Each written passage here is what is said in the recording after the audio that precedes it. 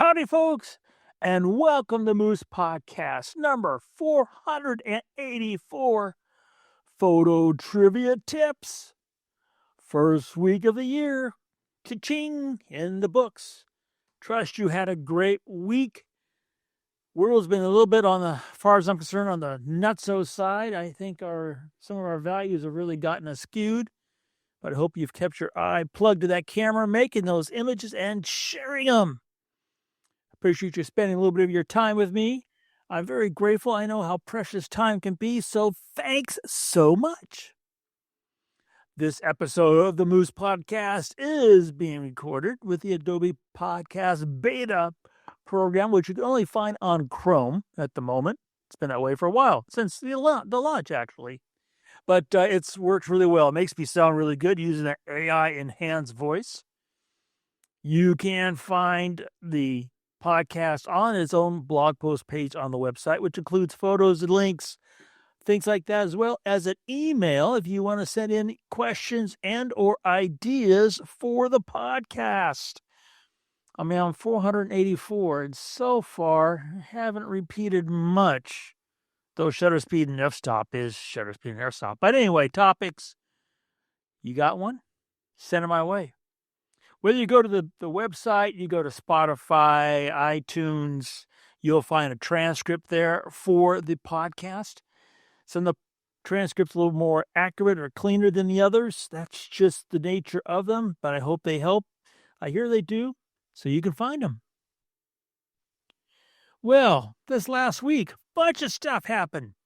For example, I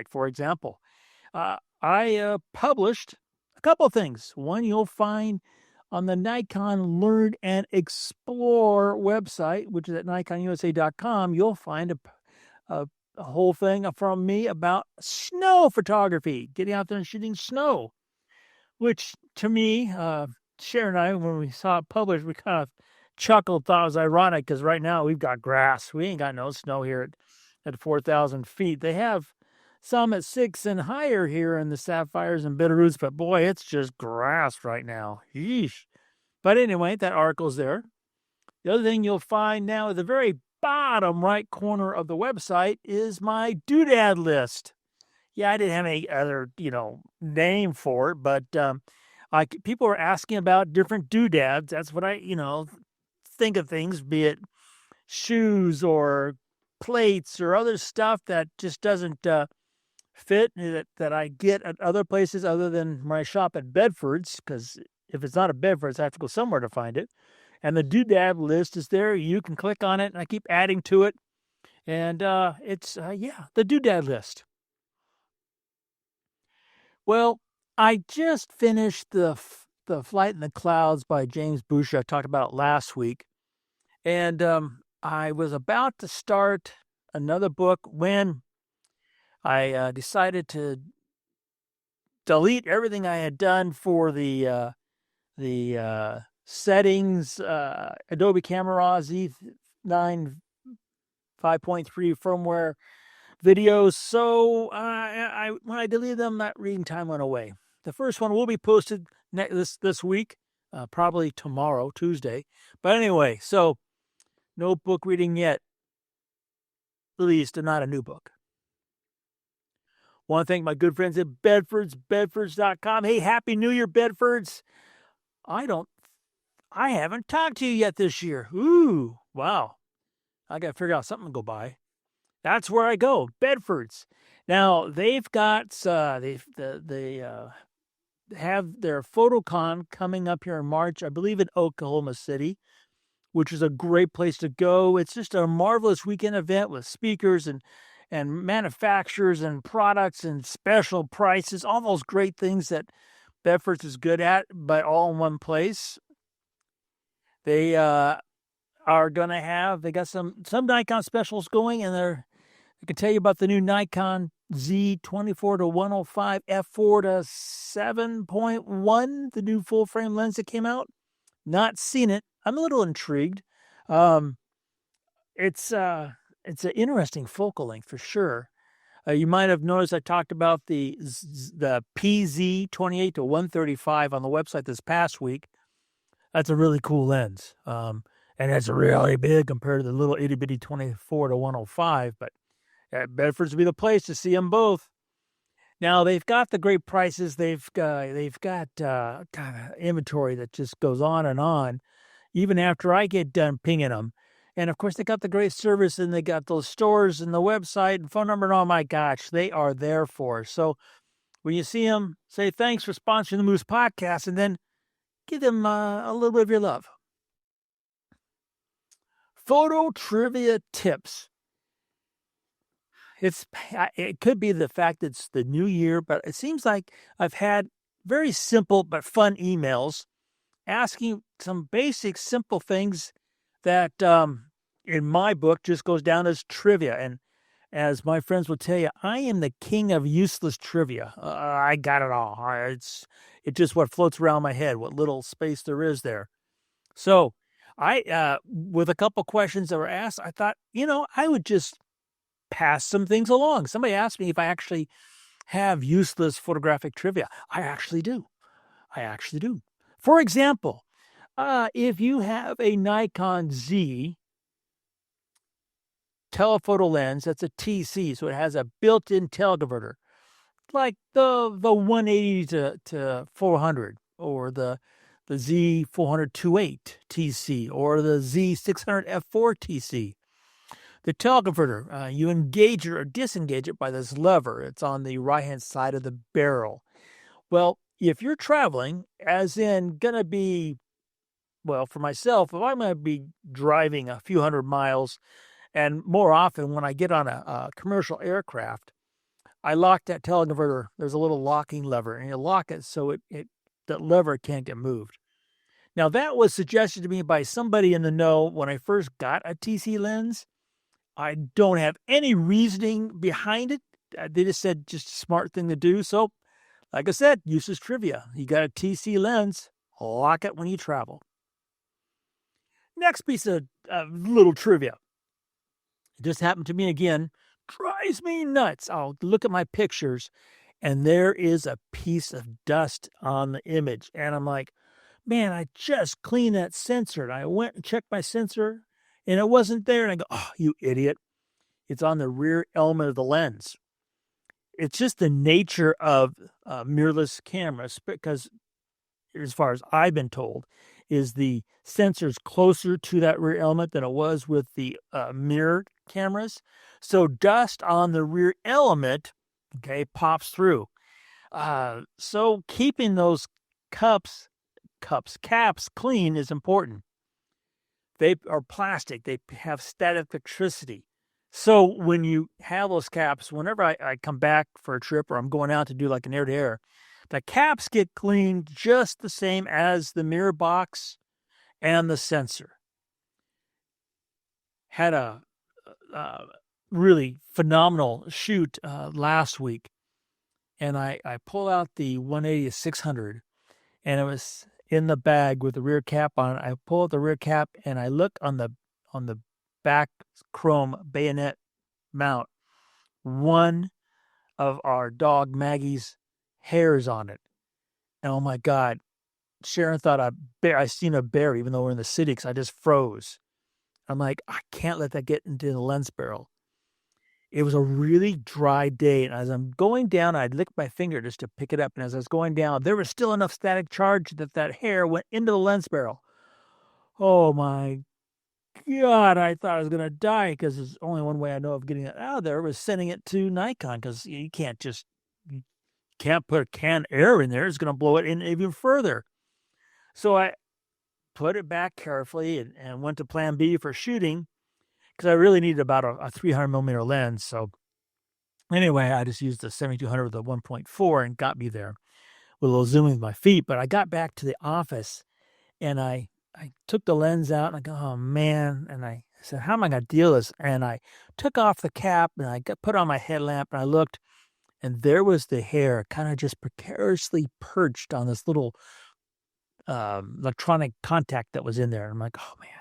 So I got my fine jeweler tweezers, and I went over and I got them wet, and I dried them off with my static-free cloth. And I reached in there and I grabbed it and I got it out. Oh, God. Whew. Save that bomb. Okay. There you go. Useless trivia. Video recording. You might have noticed if you have XLR cables, if you look really carefully, you'll see some say balance and some say unbalanced. So the difference between those two cables is that a balance won't have that noise, especially over a long distance run, over more than, basically, I was told 15 feet. I think it's about 10. Where unbalanced, if you have that long run, you probably won't have that noise because it's unbalanced the way the wires are attached to posts. But if you have a balanced cable, XLR cable, you'll get a better sound recording than you will get with unbalanced. The problem is balanced cables need power. If you go into your camera, be it a Z9 or whatever, and it says power the mic, that power to the mic is not enough for a balanced XLR cable.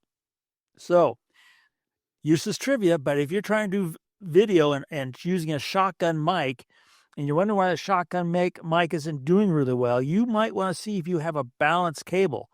Just switching out to an unbalanced cable might really make the difference because it's only going to be a 6 or 8 inch long cable going from the shotgun mic in a hot shoe to your mic in the plug on the camera, and your unbalanced cable will work just fine. Now, this is a real piece of trivia that I got to tell you, when I found it out, I learned it in November. I was like, this cannot be true. But you might know that Nikon acquired Red, and the ZR is part of the Z Cinema, and it's using inside it the Red codecs, but the file extension is R3D. Get it? RED, R3D. If you were to take your, I'm making this up, it works, your video out of your Z9, Z8, Z6 III, take your pick, and change the file extension to R3D, you can actually process that using the Red codecs in Premiere Pro Beta. Premiere Pro itself, this won't work, but in Premiere Pro Beta, you can change that. Why would you do it? Well, it brings out you can use a whole suite of Red LUTs then once you do this. Trivia, what can I tell you? True trivia. So, back in the days of film color and exposure was based on a bell curve. Why was it called a bell curve? Because when you looked at it, it looks like a bell. It's kind of flat. It goes up and around, down, comes out, and flattens out again. That was replaced, that analog curve, with the tone curve in the digital world. The tone curve does the exact same thing. Color and exposure. So when you change in your camera from standard to vivid to landscape, what you're actually changing is the tone curve. That's the way the sensor is going to look at that light and then create the instruction set in which you're going to then finish in post. So that tone curve, not talking about much, very confusing because it relates to the bell curve. And, well, I'll be honest with you, I met a photographer this past week who had never heard of film almost. He was so young. So, tone curve, be your best friend. Speaking of that, the old adage in film days was to change your ISO up a third of a stop, you get more saturated colors. For example, you would take Kodachrome 64 and you would rate it ASA 80. ASA, people know today as ISO. No, you don't change your ISO, but if you just underexpose, which the changing your ASA from 64 to 80 would do by a third of a stop, if you just underexpose your photographs in the digital camera just a third of a stop, you will get much richer saturated colors without ever having to touch that could be lethal saturated slider in post. You want saturated colors, underexpose a third of a stop. Trivia. Now, this trivia is really kind of important, actually, when I think about it. Our video cameras, no matter the brand, have these little icons for white balance. Those icons don't mean that just because you see those kind of conditions, you switch to that particular icon for the right white balance. Those symbols actually represent Kelvin numbers. The lower the number, the warmer. The higher the number, the cooler. Now, auto white balance, AWB, as it's normally written out, auto white balance says that basically the camera's going to try to match the light falling on the scene it's seeing with a range of about 3,400 to 8,000 Kelvin. Now, each camera sensor is a little bit different on that range. But it's interesting because tungsten is 3,200. So auto white balance is not going to really quite nail it because its range is 3,400 to 8,000. Now, daylight, if you put a little sun symbol, okay, that's 5,500 Kelvin, which is kind of interesting. In film days, it was 5,000. And today, video, shooting with a digital like Z9 or XR or whatever, ZR, excuse me, it likes 5,600 for its daylight white balance. That little cloudy symbol represents 6,000 Kelvin. Shade is 7,000 Kelvin. The little flash symbol is 5,500. So why do they make a flash and a daylight when they both have the same 5,500? I don't know. That's trivia that I don't know. Why would you want to know this? Well, the better that you are at getting the white balance correct in the camera, the more accurate your whites. The more accurate the whites, the cleaner the black. The cleaner the blacks, all your colors are more saturated. Exposure is really just that more luscious. And also, white balance kind of, can set the mood, the story you want to tell. Now, here's the thing that's very important. This is not trivia. You start going down the white balance path to get it right in the camera. And if you've listened to what I've ever put out there, I really thump on that. Understand it's a real deep rabbit hole. Okay. So you got to keep that in mind. You got to keep that in mind. Last but not least, this actually came from a reader. It's a good question, but I still think it's trivia. They asked me if I do all my filing of my images when I'm on the road so I can just drop them into their appropriate folder when I get back to the main library in the office. Yeah, I do. And what I've done, and it's really old school. I've tried doing it, quote unquote, modern ways, but I haven't succeeded. I actually will write down where I'm going, for example, and I'll try to find the commonalities.